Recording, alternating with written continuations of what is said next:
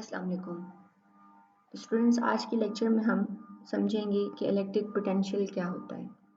तो इसको समझने के लिए हम कंसिडर कर रहे हैं कि हमारे पास एक यूनिट पॉजिटिव चार्ज है, यानी जो टेस्ट चार्ज हमारा होता है, इसको हम क्यू नॉट कह रहे हैं।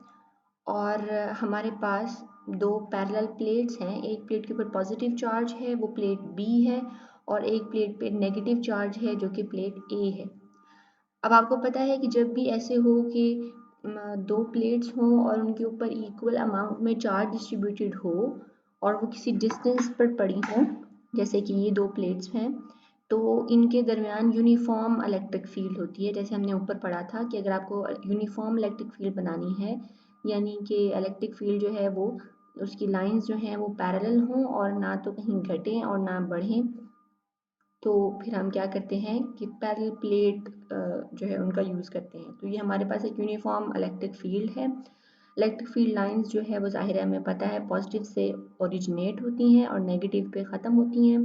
तो इलेक्ट्रिक फील्ड लाइंस जो हैं वो यूँ नीचे की तरफ हैं।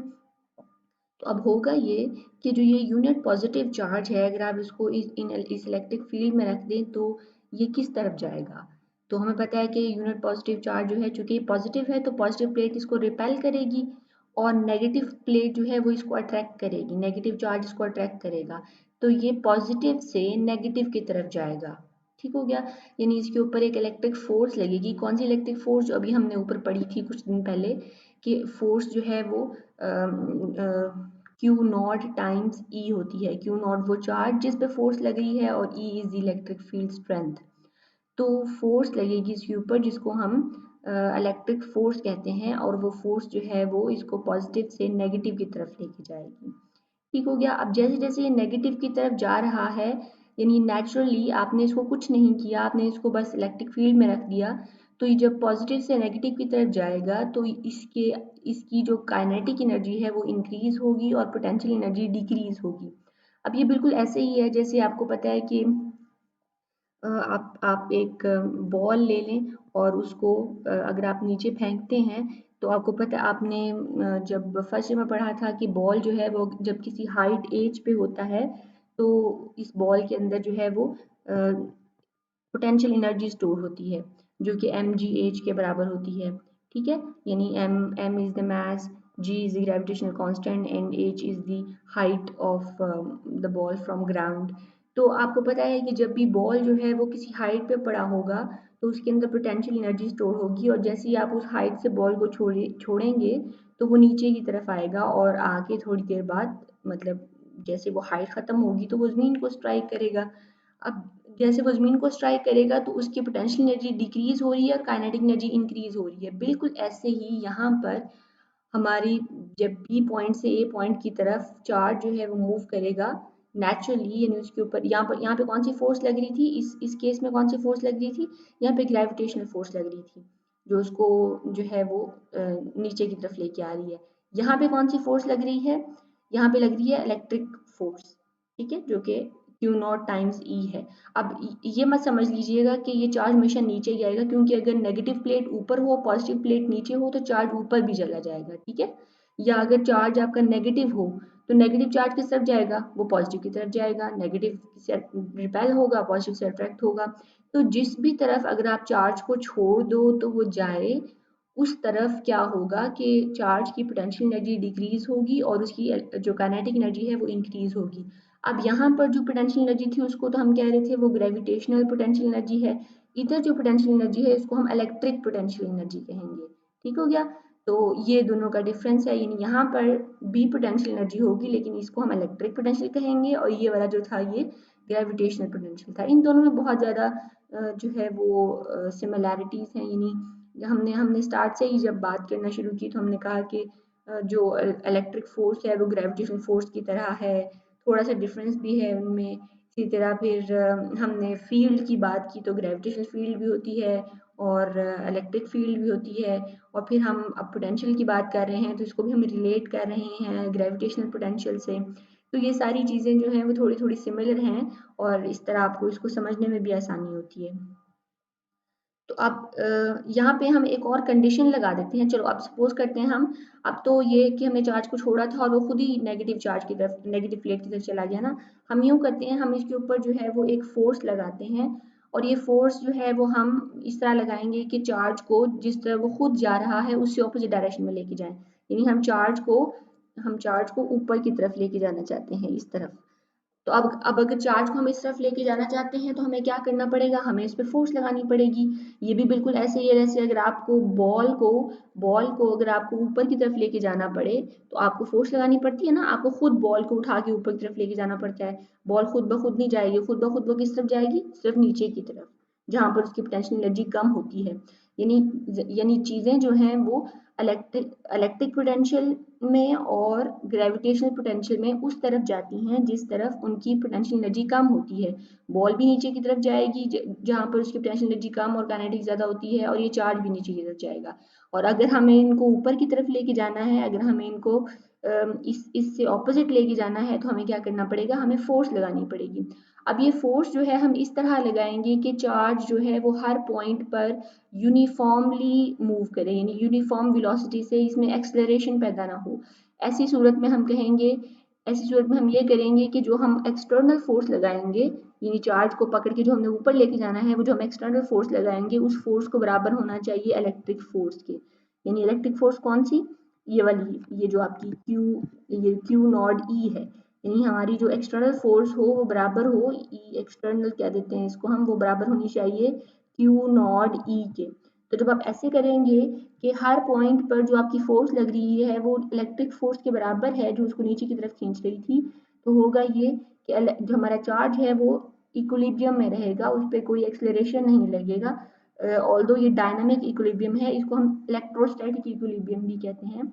तो यानी चार्ज मूव तो कर रहा है लेकिन यूनिफॉर्म वेलोसिटी से। तो आपने पढ़ा ना इक्विलिब्रियम की कंडीशंस के, मूवमेंट में भी अगर यूनिफॉर्म वेलोसिटी हो तो वो डायनामिक इक्विलिब्रियम होता है। तो यहाँ पे इस डायनामिक इक्विलिब्रियम को हम इलेक्ट्रोस्टैटिक इक्विलिब्रियम कह रहे हैं, ठीक है। ये देखिए यहाँ से हम पढ़ते हैं, let us impose a condition that as the charge is moved from A to B, it is moved keeping electrostatic equilibrium, that is it moves with uniform velocity।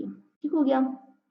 तो इस तरह ओके, अब हम यूं कर रहे हैं, अब हमने ये देखिए नेक्स्ट पेज पर इस फिगर में आ जाइए। अब हमने इसके ऊपर फोर्स लगाई है और ये फोर्स जो है वो बराबर है इलेक्ट्रिक फोर्स के, ठीक है। तो इस हमने जैसे पहले बताया कि इस काम के लिए हमें खुद फोर्स लगानी पड़ेगी, तो जो हम फोर्स लगाएंगे वो एक्सटर्नल फोर्स होगी, और हमें चूंकि ये उसके नतीजे में चार्ज जो है वो कुछ डिस्टेंस तय करेगा ऊपर की तरफ, तो क्या है कि यहाँ पर वर्क डन हो रहा है, और वर्क डन क्या होगा, वो जाहिर है force multiply by the distance होगा। वो जो फोर्स हमने लगाई थी टाइम्स जितना चार्ज ने डिस्टेंस तय किया, ठीक हो गया। तो हम सपोज करते हैं कि हम इस चार्ज को जब ये ए प्लेट पे के करीब पहुंच गया था, वहां से उठा के हम इसको बी की तरफ लेके आ रहे हैं।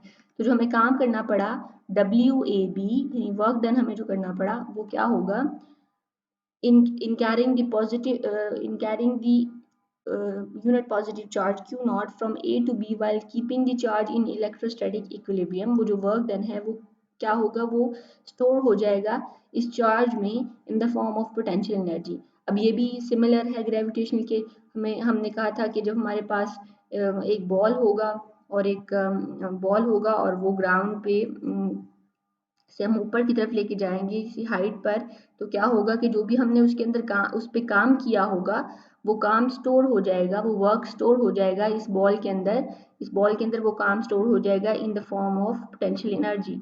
और यही जो है वो जब दोबारा आके ज़मीन को स्ट्राइक करेगा तो यही पोटेंशियल एनर्जी जो है वो, या यही जो हमने इसके ऊपर वर्क किया था वो कन्वर्ट हो जाएगा काइनेटिक एनर्जी में। तो जो हमारा वर्क डन है यानी WAB, this work done is equal to the change in the potential energy, ठीक है। ये भी ग्रेविटेशनल फोर्स की तरह ही, बिल्कुल ग्रेविटेशनल पोटेंशियल एनर्जी की तरह ही ये सिमिलैरिटी भी है कि जब आप A से लेके B तक आपने चार्ज को मूव किया तो WAB जो भी आपको इस पे काम करना पड़ा वो इसके अंदर स्टोर हो गया in the form of potential energy, और वो पोटेंशियल एनर्जी डिफरेंस जो है वो हम कह रहे हैं डेल्टा U है। यानी डेल्टा U क्या है, UB माइनस A, मतलब यहाँ पर हाईएस्ट पोटेंशियल एनर्जी थी, यहाँ पे लोवेस्ट पोटेंशियल एनर्जी थी, तो जो भी डिफरेंस आ रहा है वो हमें काम कर उसके लिए हमें काम करना पड़ा, ठीक हो गया। तो डेल्टा यू जो है this is equal to W A B, ठीक हो गया, where this UA is the potential energy at this plate and UB is the potential energy at this plate. अब हम ये कर रहे हैं कि हम यहाँ पे हम डिफाइन करेंगे कि जो इलेक्ट्रिक पोटेंशियल है वो क्या है। To describe the electric field we introduce the idea of electric potential. अभी तक हमने इलेक्ट्रिक पोटेंशियल की बात नहीं की, हमने पोटेंशियल एनर्जी की बात की है। तो पोटेंशियल क्या है? The potential difference between 2 points A and B in an electric field is defined as the work done in carrying a unit positive charge from A to B while keeping the charge in electrostatic equilibrium. इसको आपने highlight कर लेना है, ये हमारी definition है work की, potential की, इलेक्ट्रिक पोटेंशियल की डेफिनेशन है हमारी, इसको आप हाईलाइट कर लीजिए, ये जो 3 लाइनें हैं। तो क्या है इलेक्ट्रिक पोटेंशियल? ये वो काम है जो आपको करना पड़ा यूनिट पॉजिटिव चार्ज पर। किस चीज के लिए? जब आप उसको ए पॉइंट से बी पॉइंट तक लेके गए हैं इन electric field while keeping the charge in electrostatic equilibrium, ठीक है। तो ये आपने याद रखनी है डेफिनेशन। यही काम किया ना हमने, हम चार्ज को ए पॉइंट से बी पॉइंट तक लेके गए हैं, किस में? इलेक्ट्रिक फील्ड में, ठीक है। इलेक्ट्रिक फील्ड लाइंस थी और उनके अंदर हमने चार्ज को पॉजिटिव से नेगेटिव से पॉजिटिव प्लेट की तरफ लेके गए हैं। और इस काम के दौरान हमें काम करना पड़ा है, इसके दौरान हमें काम करना पड़ा है यूनिट पॉजिटिव चार्ज पर, जबकि वो चार्ज जो है वो हम ऐसे काम किया, हमने ऐसे फोर्स लगाई कि वो जो चार्ज है वो यूनिफॉर्मली मूव करे, यूनिफॉर्म वेलोसिटी से मूव करे, यानी चार्ज जो है वो इलेक्ट्रोस्टैटिक इक्विलिब्रियम में रहे। तो ये जो हमें काम करना पड़ा यूनिट पॉजिटिव चार्ज पे, वो हमारा क्या कहलाता है? Electric potential. यानी जो पोटेंशियल, या अभी इलेक्ट्रिक पोटेंशियल इसको हम नहीं कहेंगे, हम इसको पोटेंशियल डिफरेंस कहेंगे।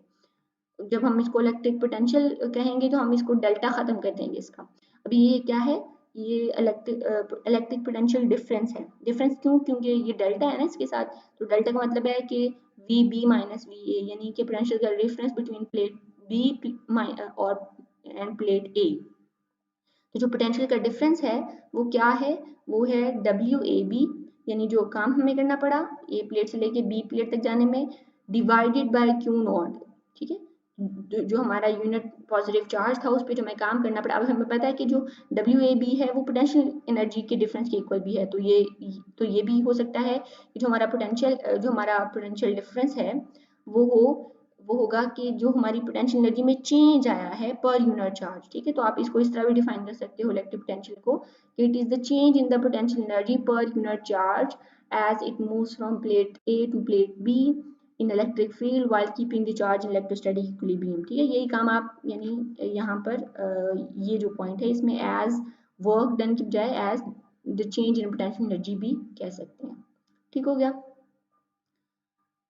तो अब यहाँ पर देखिए कि आप नेक्स्ट ये जो डेल्टा यू है इसको भी आप पोटेंशियल की फॉर्म में कैसे लिख सकते हैं। So delta U is equal to, आप क्यू नॉट को उधर ले जाइए तो Q naught times delta V, ठीक हो गया।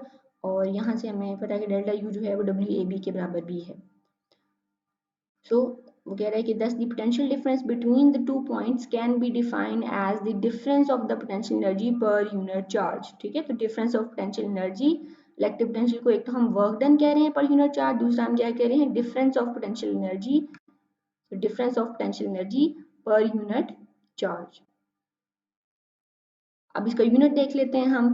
तो यूनिट जो है वो हम यहाँ से देख रहे हैं, हम इससे देख रहे हैं 12.25 में कि कैसे यूनिट बन रहा है। तो जो पोटेंशियल डिफरेंस है उसका यूनिट को हम वोल्ट कहते हैं, जो वर्क डन है वो हमारा जूल्स में होता है, और चार्ज का यूनिट जाहिर है कूलम होता है। तो 1 वोल्ट जो है वो 1 जूल्स पर कूलम हमारा ये इसका यूनिट होगा। तो अगर हमें 1 वोल्ट को डिफाइन करना हो तो हम क्या करेंगे?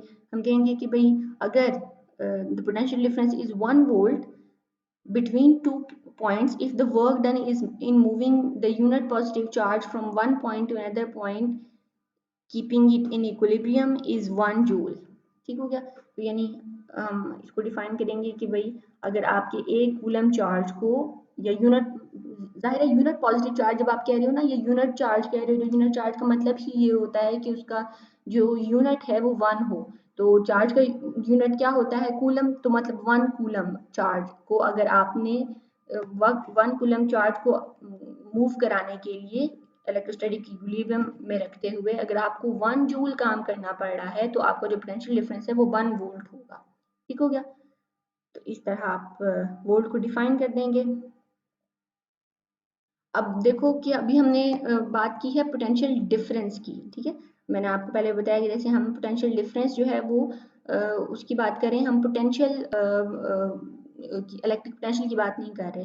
इलेक्ट्रिक पोटेंशियल और पोटेंशियल डिफरेंस में क्या फ़र्क है? अगर पहले यहाँ पे हमारे पास डेल्टा था, पोटेंशियल डिफरेंस का मतलब अगेन क्या कि जो जो चेंज है, ठीक है, चेंज यानी difference V B minus V A. अब आप ये करो कि जो ए पॉइंट है इसको उठा के इन्फिनिटी पे ले जाएं।